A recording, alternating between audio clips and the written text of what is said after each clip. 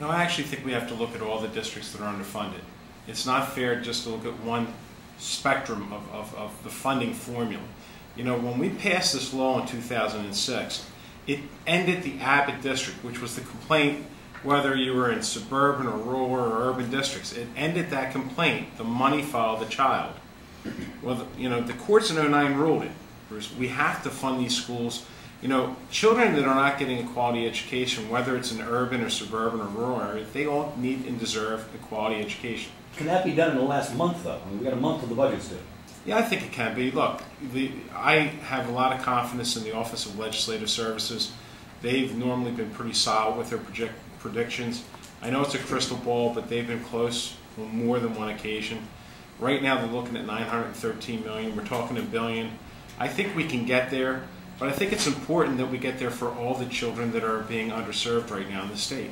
But right now, the court has ruled that $500 million has to go toward those the Abbott districts, right? The 31 districts. Yes. So you plan to give the $500 million to them and then get $500 million more for the other? Well, what we'd like to do is get back to what the court said in '09, which is fund the formula that is constitutional.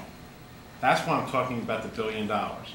If you fund the formula that we passed and withstood a constitutional challenge that brings all children to adequacy, that's what I'm talking about. Look, the court recognized the case, the Abbott districts, which were basically gone once we had done the new school funding formula. So what I want to be able to do is recognize that there's more children that are being underserved than just those districts, and we should be looking at all 205 districts that are under the funding formula right now. We need to raise all of them up. So they've identified $500 million. We're saying we need to look at $1 billion to get all of our school districts to adequacy. How do you think you'll get to $1 billion? Well, again, Office of Legislative Services identified a windfall of $913 million, and then we have to look at cuts. You know, the budget gets modified each year by hundreds of millions of dollars, and there's no reason why it won't be modified here. The governor's people recognize, or will at least admit to $500 million right off the top. It might be ironic that they said $500 million and the ruling was $500 million, but we actually think that all children that are being underserved need to be served properly. So again, we have a formula that's constitutional.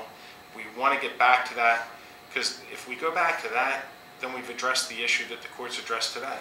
Senator, the governor has said the ball is in the legislature's court. Do you feel like this body is being made to clean up after the mess that the governor's cuts made? Listen, I heard the governor's press conference, and he takes great credit for many things. Many things. The sun coming up and it raining tomorrow, you know, the governor likes to take a lot of credit. We're very happy to deal with this issue. It needs to be dealt with, and we're not going to shirk our responsibility on it.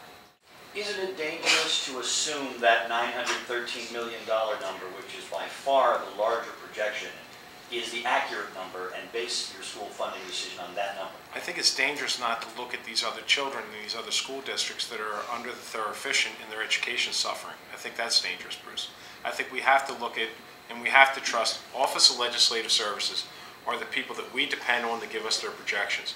Normally they're pretty close with the governor. Normally they're within 1% with the budgets, they're close. So we're going to go with what they said for now, but we have to look at all these other districts that are being underfunded. You know, there's 31 that they identify for $500 million. Do the other 174 then, the other 174. You're good with math. Go to yes. the other 500 yes. million. Okay. So and I'm is not that, good with math. do you think that's fair? Yes. I think. So you think the Abbott's getting the bulk of listen, this? there's an underfunding that caused this problem. The underfunding of the governor, you know, he's the one that ran for governor saying he wasn't going to cut education funding. We had a clear mandate from the court in 2009 as he was coming into office that you had to fund this formula. He chose to challenge them. This is not any kind of revolutionary decision. This is just reconfirming what a prior court made, which is you have a formula that's constitutional if you fund it. If you don't fund it, it's not constitutional. He made a decision. He's an attorney.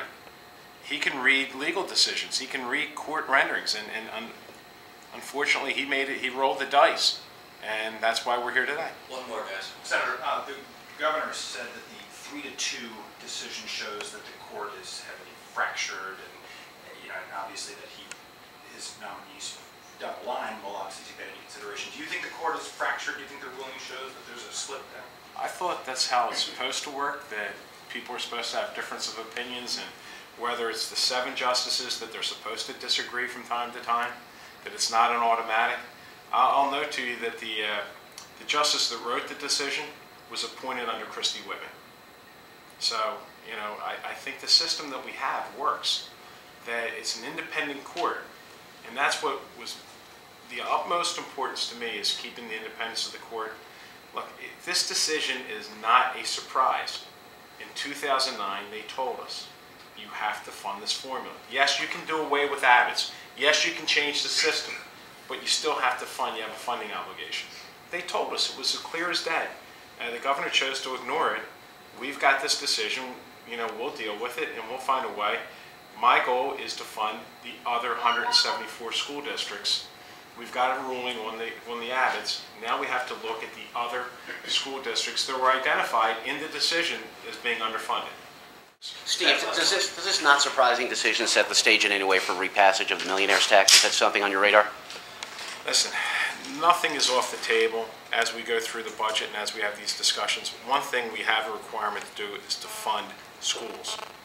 And there are a whole lot of schools that are under, thorough, and efficient. In cities and communities, it's not, you know, it's urban, suburban, rural. There's a lot of children being underserved right now, and they need to be funded. So, you know, the millionaire's tax will be a discussion that we will have as we go through. Right now, I'm looking at the $913 million as a large chunk of money to get us close to where we need to be. So we will have those discussions as we go through the budget. But one thing was clear with this decision is if we had followed the law that we passed, we would have never had to be here today. The governor chose to defy the courts, and he got his answer today. So I'm glad, and he actually said today that he's going to honor the decision. So hopefully he'll work together, not just to fund the Abbott's, that we fund the other underserved districts, which adds up to 174 more districts than what the courts looked at.